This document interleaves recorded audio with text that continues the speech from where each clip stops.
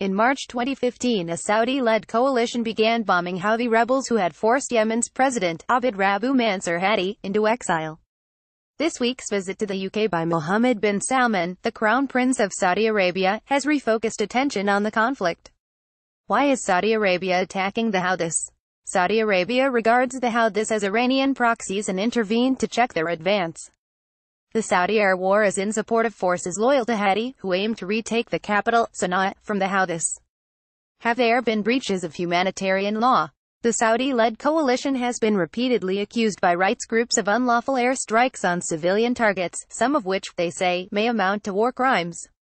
Riyadh insists it does all it can to avoid civilian casualties, though a UN panel of experts that reviewed 10 Saudi airstrikes reported in January that, even if the Saudi Arabia-led coalition had targeted legitimate military objectives, it is highly unlikely that the principles of international humanitarian law of proportionality and precautions in attack were respected. The panel found Saudi denials of involvement in these specific airstrikes were implausible, and individuals responsible for planning, authorizing or executing the strikes would meet the standard for the imposition of UN sanctions. The panel also found Houthi forces had indiscriminately shelled civilian-populated areas, especially in Taiz. Is the UK complicit? The UK supplies weapons to Saudi Arabia and has provided targeting training to its soldiers, prompting accusations by rights groups and opposition MPs of partial responsibility for civilian casualties in Yemen.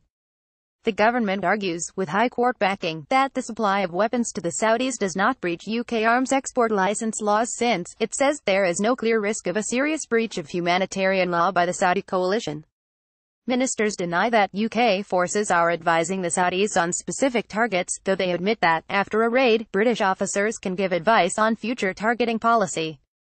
What about access to aid? Saudi Arabia imposed a blockade on Yemen's air, sea and land borders in November 2017 in response to Houthi rebels firing missiles towards Riyadh airport, closing an aid lifeline to tens of thousands of starving Yemenis. In December it said it was lifting the blockade of Hodeida port, the main port for shipping aid, and in January it announced an aid package for Yemen. However, humanitarian groups are still pushing for completely unrestricted access to ports across the country. Does Saudi military action in defense of Hadi have UN backing? The UN recognizes the government of Hadi, who is currently in exile in Riyadh. But support for the UK-US position at the UN is fraying.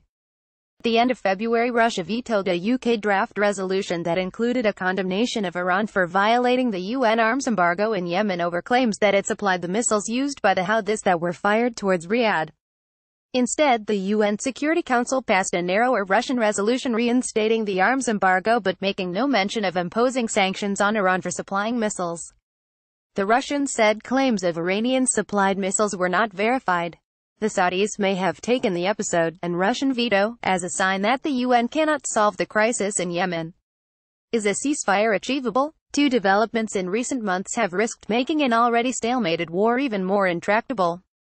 In December in Sana'a, Houthi rebels who had taken over the city in 2014 with help from forces loyal to Ali Abdullah Saleh killed the former president. The Houthis had accused him of changing sides and taking a conciliatory approach to Saudi Arabia. In January, fighters allied with the pro-secession Southern Transitional Council (STC) surrounded the presidential palace in Aden, the seat of the internationally recognized government of Yemen. Their presence forced the prime minister to flee and demonstrated that an unlikely bond between the two in their fight against Houthi rebels had come to an end. Saudi Arabia has not given up on a military victory, but its differences with its greatest ally in the Middle East and coalition partner the United Arab Emirates over the next steps has made a solution harder to achieve. The UAE is close to the STC, and reports recently emerged that it was blockading the supply of money for Saudi-backed government public sector workers. The UK is working behind the scenes to drive progress.